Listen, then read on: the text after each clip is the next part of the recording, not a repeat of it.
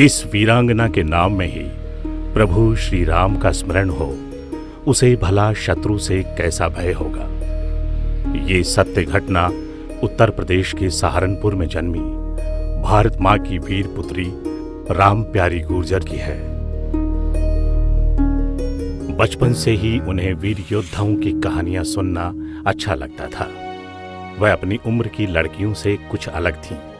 उनकी इच्छा होती कि वह किसी तरह अखाड़े में युद्ध कौशल सीखें, ताकि समय आने पर देश की रक्षा कर सकें। उस समय में महिलाओं को अखाड़े में जाने की अनुमति नहीं थी, लेकिन इतने से ही इस वीरांगना का हौसला टूटने वाला नहीं था। वह अपने पिता व भाई के साथ अक्सर पहलवानों के कौशल देखने जाती थी। वह नित्य अपनी मां से पहलवान बनने के नियम पूछती थी और फिर उन नियमों के अनुसार समय मिलने पर वह किसी एकांत स्थान पर जाकर गहन अभ्यास करती।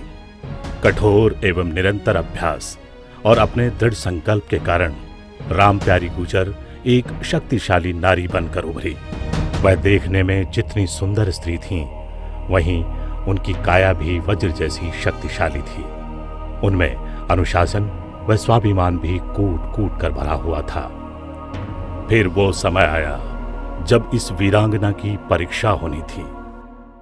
1398 ईस्वी में भारत माँ की सीमाओं को पार कर खूंखार हत्यारे तैमूर लंग ने दिल्ली के शासक तुगलक को हरा दिया। इसके बाद तो जैसे हत्याओं और बलात्कारों का सिलसिला ही चल पड़ा। भारत माँ की बेटियों की अस्मिता का अतिक्रमण कर दी तैमूर की सेना निर्बाध बढ़ी जा रही थी।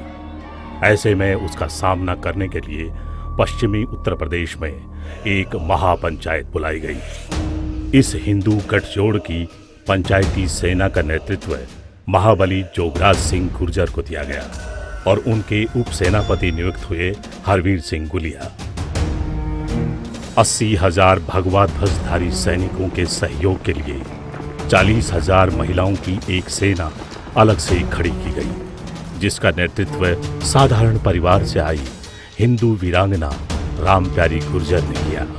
राम प्यारी गुर्जर रणनीति बनाने में दक्ष थी, तो सबसे पहले उन्होंने अपनी 4 सहायक हिंदू वीरांगनाओं हरदाई जाट, रामदाई त्यागी, देवी को राजपूत और चंद्रो पंडिताइन के साथ एक रणनीति बनाई।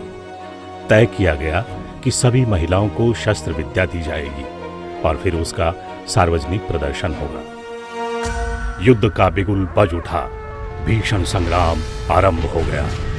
एक तरफ पंचायती सेना के पुरुष सैनिक तैमूर लंग की सेना को लगातार त्रस्त किए हुए थे, तो दूसरी तरफ राम प्यारी गुर्जर की महिला सेना।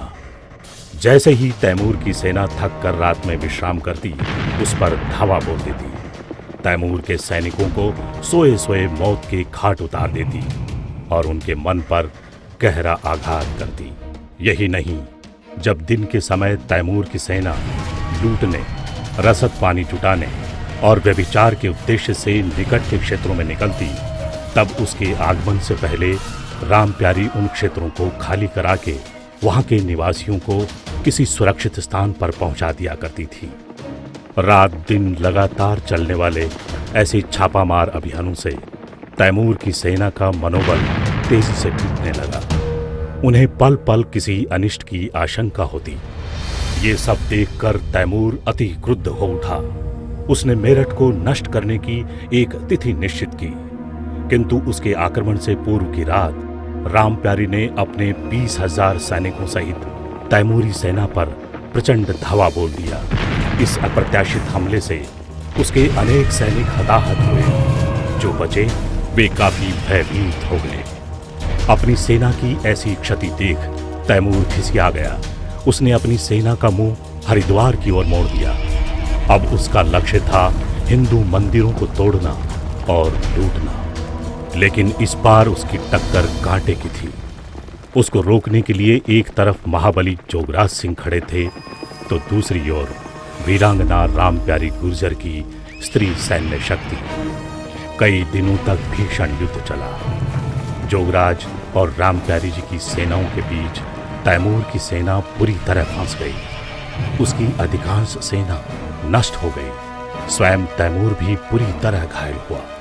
अंततः तैमूर ने हरिद्वार से भागकर अपनी जान बचाई। हिंदू स्त्रियों की अस्मिता की रक्षा करने वाली और भारत मां की तैमूर लंग से रक्षा करने वाली आदिशक्ति प्रतीक राम प्यारी, तुम्हारी सदा ही जय हो।